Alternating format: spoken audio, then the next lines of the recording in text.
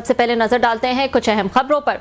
सदर Donald Trump का 20 नुकाती गजा अमन मंसूबा सामने आ गया। अरब ममालिक का मंसूबे का खैर मकदम। डोनाल्ड ट्रंप ने पाकिस्तान के वजीर आजम और फील्ड मार्शल की तरफ से मुजवजा गजा अमन मंसूबे की हिमायत का दावा भी कर दिया। वजीर आजम शहबाज शरीफ ने गजा अमन मंसूबे को खुशामदीद कह दिया। हमास का इस अमन मंसूबे के बाद क्या किरदार होगा, गजा को चलाने के लिए कौन सी अथॉरिटी होगी, पाकिस्तान में क्या रद्द अमल होगा, इस अहम इशू पर बात करने के लिए हमारे साथ मौजूद होंगे सीनियर तज्जियाकार कामरान यूसुफ।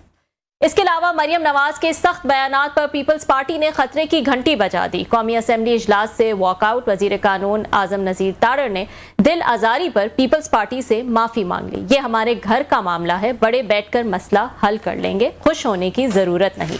अपोजिशन को वजीर कानून की तरफ से वाज़े पैगाम दे दिया गया। पीपल्स पार्टी और नून लीग में अचानक से नाराजगी क्यों हो गई, मुल्क की मौजूदा सियासी सूरत हाल पर भी तफसीली गुफ्तगू करेंगे आज के प्रोग्राम में। इस वक्त बात कर लेते हैं, हमारे साथ मौजूद हैं सबसे पहले सीनियर सहाफ़ी और दिफाई तज्जियाकार कामरान यूसुफ साहब। अस्सलाम वालेकुम कामरान साहब, बहुत शुक्रिया ज्वाइन करने के लिए। जी वालेकुम अस्सलाम, बहुत शुक्रिया। कामरान साहब, अब ये जो मुआहदा सामने आया है गजा पीस डील, जिसपे अब जो है इजराइल भी इत्तेफाक कर गया है, कई अरब और मुस्लिम ममालिक इंक्लूडिंग पाकिस्तान जो है वो भी इस पर इत्तेफाक कर गए हैं, लेकिन एक डिबेट जो जारी है दो हवाले से कि क्या इस पे अमल दरामद हो पाएगा, और अगर अमल दरामद हो जाता है तो क्या इसके नतीजे में अमन बहाल हो सकेगा। आपका क्या पॉइंट ऑफ व्यू है इस हवाले से? देखिए, $1 मिलियन क्वेश्चन है कि ये जो मुआहदा है कितना काबिल अमल है और इससे किसको कितना फायदा होगा। इसको देखने के दो तरीके हैं। आई थिंक एक जो व्यू लिया जा रहा है कि रियलिस्टिक व्यू है कि जो इस वक्त गजा में जो कुछ नस्ल कुशी हो रही है, कत्लेआम हो रहा है और पूरी दुनिया इंटरनेशनल कम्युनिटी नाकाम रही है इसराइल को रोकने में, और एक ही मुल्क है जो रोक सकता था और वो अमेरिका है, और फिर जो मुस्लिम दुनिया अरब ममालिक हैं वो भी बुरी तरह नाकाम रहे। तो इस सिचुएशन में शायद जिसे कहते हैं कि लेसर इवल, कि अगर इस मुआहदे या इस पीस प्लान के नतीजे में इमीडिएटली वहां पर सीज फायर होती है और फलस्तीन और गजा के अवाम को थोड़ा रिलीफ मिलता है तो शायद उसे गनीमत समझा जाए। लेकिन इसका दूसरा पहलू ये है कि जो इसमें इजराइल है, जिस तरीके से उसने 7 अक्टूबर के बाद यहाँ पर नस्ल कुशी की है, ऑलमोस्ट 70,000 के करीब जो इनोसेंट पैलेस्टीनियन हैं उनको शहीद किया है, वॉर क्राइम्स कमिट किए हैं, और यूएन की इंक्वायरी कमेटी खुद ये अब कंक्लूड कर चुकी है कि जो नस्ल कुशी के 6 इंडिकेटर्स होते हैं उसमें से 5 पर इजराइल पूरा उतरता है। तो इसकी अकाउंटेबिलिटी कौन करेगा, इसके बारे में पूछताछ कौन करेगा? तो क्या यहाँ पर इजराइल को एक क्लीन चिट दी जा रही है? एक दूसरा पर्सपेक्टिव ये है। और रही बात इस मंसूबे की, तो इसमें आपने कहा कि जो मुस्लिम दुनिया के ममालिक हैं, पाकिस्तान भी शामिल है, उन्होंने इत्तेफाक किया है। इनफैक्ट जो पाकिस्तान समेत 7 और 8 मुल्क हैं अरब और इस्लामिक कंट्रीज, जिसमें पाकिस्तान, तुर्की, इंडोनेशिया, सऊदी अरब, कतर, इजिप्ट, ये वो ममालिक हैं जो बाकायदा तौर पर जॉर्डन, वो इस सारे प्रोसेस का हिस्सा हैं। और आज वज़ीर ख़ारजा इसहाक़ डार ने जो प्रेस कॉन्फ्रेंस की है कि पिछले कई अरसे से back and forth behind the scene negotiations हो रही थी, तो ये जो प्लान है अनाउंस ट्रंप ने किया है, लेकिन इसकी जो बैकिंग है यूरोपियन कंट्रीज की भी है और जो मुस्लिम कंट्रीज हैं उनकी भी बैकिंग है।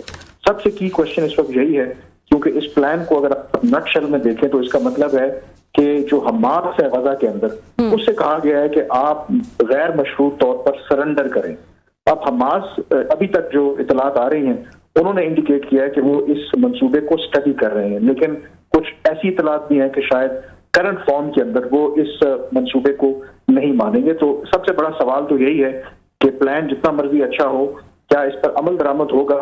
हिस्टोरिकली इससे पहले भी बड़े बड़े जो मंसूबे हैं उनका ऐलान किया गया, लेकिन अनफॉर्चुनेटली उनके ऊपर अमल दरामद नहीं हुआ।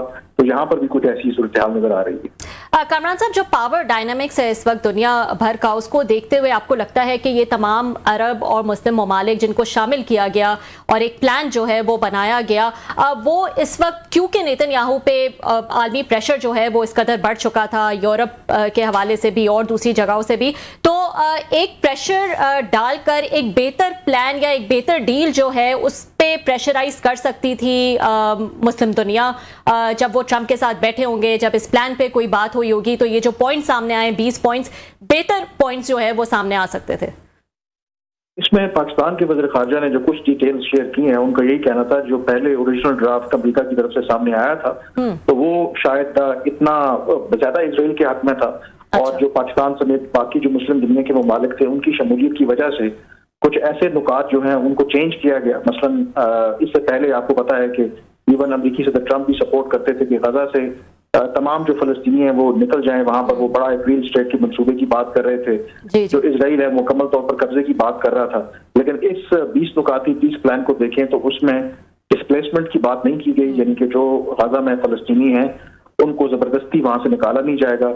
जो वहां पे रहना चाहते हैं उनको रहने की इजाजत होगी, जो वापस आना चाहते हैं उनको भी वापस आने की इजाजत होगी।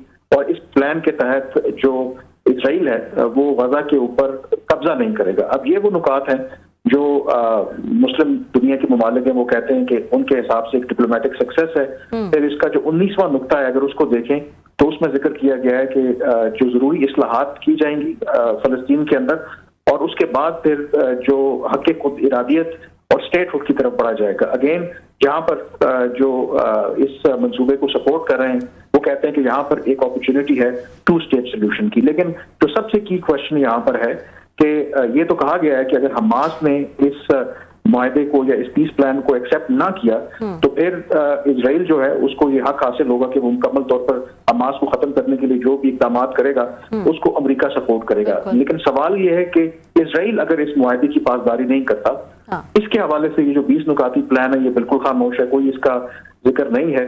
तो इसलिए आई थिंक इसके अंदर काफी इस प्लान के अंदर लूप होल है। जो ओवरऑल लगता ये है कि शायद जो मुस्लिम कंट्रीज है उनको ये लगता है कि ट्रंप को एक तो शौक भी है नोबेल प्राइज लेने का, और उनको लगता है कि अमेरिका का ही असल में असर और रसूख है इजराइल के ऊपर। तो उनको ये लगता है कि इस मौके के ऊपर शायद इन्फ्लुएंस करके और ट्रंप को परसुएट करके अगर किसी तरीके से कोई भी प्लान उस पर अमल दरामद करवा लिया जाता है, इजराइल को कन्विंस कर लिया जाता है, तो शायद मौजूदा हालात में एक बेस्ट डील होगी। सही, ठीक। जी कामरान साहब बहुत शुक्रिया, आपने बड़ा ये कम्प्रिहेंसिवली पूरा बैकग्राउंड और एप्रीहेंशंस बताई। तो आप मतलब है वो ठीक है, आपने बड़ा क्रिटिकल इसको एवेल्यूएट किया, बहुत सारे लोग इस पे आप भी उस पर तनकीद भी आ रही है, दोनों साइड से एवेल्यूएशन की जा रही है। अगर ये ना होता तो फिर क्या मतलब what was the plan B कि 2 साल से वहां पे बम्बारमेंट हो रहे, इनोसेंट 70-60,000 पीपल वर किल्ड, ये मुस्लिम दुनिया हो या मतलब पूरी दुनिया हो, सब ने कोशिशें करके देख ली तो कोई रिजल्ट नहीं निकला, एक दिन के लिए बम्बिंग नहीं रुका जा सकी, आके रुकवा सके। तो फिर इसका क्या करते अगर ये सारी चीज़ों पे एग्री नहीं करते? यहाँ मुस्लिम ममालिक जो है वहाँ पे किलिंग्स तो जारी हैं, वो तो नहीं रुकवा सके। अगर इतना हमारे में ताड़ा होती तो रुकवा लेते, 2 साल से तो ज़्यादा हो गए वहाँ पे, उन्होंने मार के पूरे जेनोसाइड किया जो आपने अभी 5 मिनट से बताया, पूरी दुनिया ने भी कोशिश करके देखी। तो फिर इसके बाद प्लान बी क्या था अगर इस पे ना एग्री करते मुसलमान मुल्क? देखिए मैंने आवाज में यही आपको बताया था कि इसके हवाले से 2 पर्सपेक्टिव हैं। एक पर्सपेक्टिव जो आप बात कर रहे हैं वो हकीकत पसंदाना एक पर्सपेक्टिव है कि 7 अक्टूबर के बाद इजराइल मुसलसल जो नस्ल कुशी कर रहा है गजा के अंदर, और उसके कान पर जूं तक नहीं रेंगती। जितनी मर्जी आप मुजम्मतें कर लें, यूएन सिक्योरिटी पर मामले को ले जाएं, यूएन जनरल असेंबली से करारदादें पास करवा लें। फिर दूसरा जो मुस्लिम दुनिया है, अरब ममालिक हैं, उनकी अपनी बेहिसी भी है, बेबसी भी है। और फिर जो तस्वीर 2 मनाजिर गजा के सामने आ रहे थे, तो लामहला तौर पर मुस्लिम दुनिया के अंदर भी बाकी जो यूरोपियन कंट्रीज है वहां पर भी जो इंसानी हकूक की तंजीमें दबाव पड़ रहा था। इसी वजह से हमने देखा कि हालिया यूएन जनरल असेंबली के सेशन में कई जो यूरोपियन ममालिक हैं जो इजराइल के इत्तेहादी हैं, उन्होंने एकतरफा तौर पर फलस्तीन को एक आज़ाद रियासत के तौर पर तस्लीम किया। तो ऐसी सूरत हाल के अंदर वो लोग जो इस मुआहदे को सपोर्ट कर रहे हैं वो इसीलिए उसको इसी तरह से प्रेजेंट कर रहे हैं कि आखिर अगर इस पर हम ना अग्री करें तो फिर अगला ऑप्शन क्या है। ना तो मुस्लिम और अरब कंट्रीज, ना कोई और जो कंट्रीज हैं वो इजराइल का मुकाबला कर सकती हैं। अगर कोई उसको रोक सकता है तो वो अमेरिका रोक सकता है, लेकिन अमेरिका कभी भी इजराइल के साथ ऐसा नहीं करेगा, उनके असले की सप्लाई बंद नहीं करेगा, उनकी सिक्योरिटी और इकोनॉमिक असिस्टेंस नहीं रोकेगा। तो शायद उनको ये लगता है कि यही एक बेस्ट अपॉर्चुनिटी और बेस्ट प्लान है कि एक तरफ ट्रंप अपने आप को पीस मेकर भी कहते हैं, तो एक ऐसा मंसूबा लाया जाए जिस पर इजराइल को कमिट किया जाए, इजराइल को फोर्स किया जाए कि कम से कम वो अग्री करें।